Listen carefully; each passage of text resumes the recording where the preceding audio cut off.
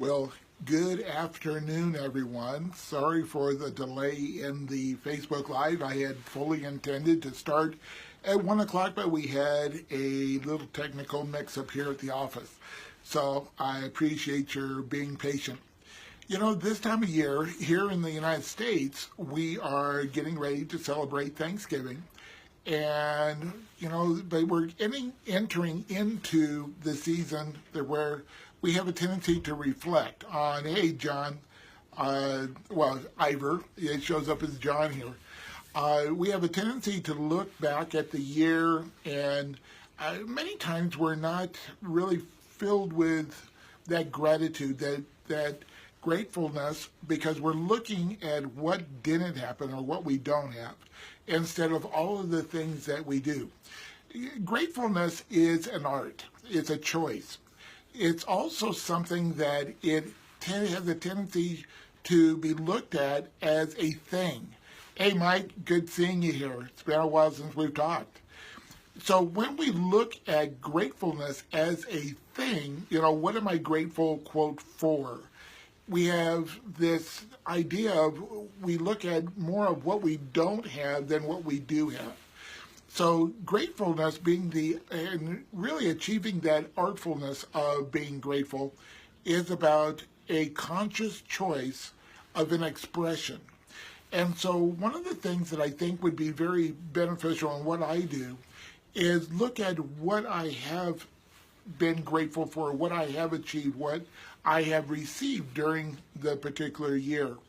Now, some of us have had to deal with physical challenges. Some of us have had financial. Some of us, there's all kinds of things that we have dealt with. But I wanted to give you the example of my experience with the diagnosis of MS. Now, with MS, they were telling me all of the things that I couldn't have. And when I was first diagnosed, that first episode, I had lost all feelings from the neck down. And when he had given me that diagnosis of MS, they had the other two choices he had given me was cancer or a brain tumor. So I thought, oh, golly, thank you for this diagnosis. And he thought I was nuts.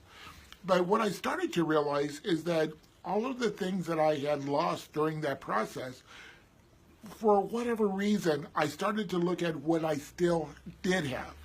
And so without the feelings of, I remember laying in bed one evening and thinking I would never be able to feel the skin of Sharon, my wife, the same way again. Or I wasn't able to then, and I didn't have any assurance that I would. And that one thing has not happened.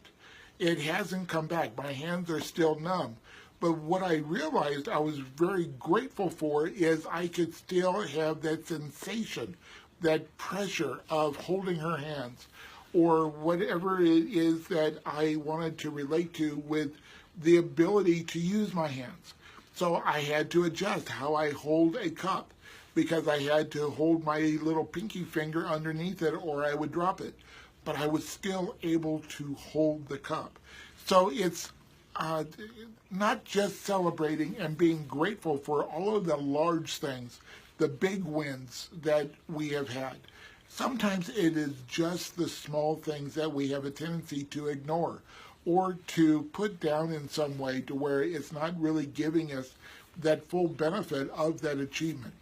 So one of the things that I would suggest doing during this time in the next few days is to really sit down, maybe even with a piece of paper, and write all of the things that you are grateful for. I know that one of the things that Tony Robbins has talked about for years is that it is impossible to be down when you're moving. It's also important and impossible to really feel down when you're in a grateful state. So maybe it's that as simple as I woke up this morning. The sun is shining. I have an opportunity to live in a country where anything is possible. I have my health.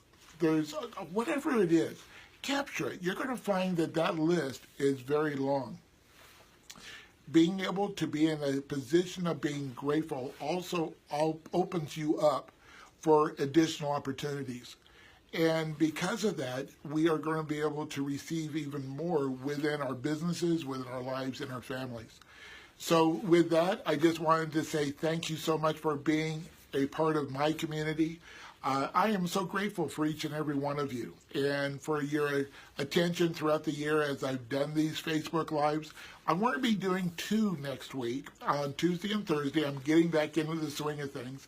One is going to be the part 2, the redo of the time management. But the other Facebook Live that I really wanted to do this time of year is how to stay in the game during the holidays, how to keep our mental and emotional state in the game as we're going through the holiday season. And I have found that doing those things that will keep our momentum up during the latter part of this year will also give us that additional bump, that additional push in 2018. So with that, I wish everyone, if you're in the United States, happy Thanksgiving. I hope you're going to be with your family and enjoy the time. If you're outside of the United States, I wish you very well the rest of the week. Have a great I'm not going to say great Thanksgiving, but have a great weekend as well. So I will talk to you all next week. Have a great one. Thanks so much. Bye.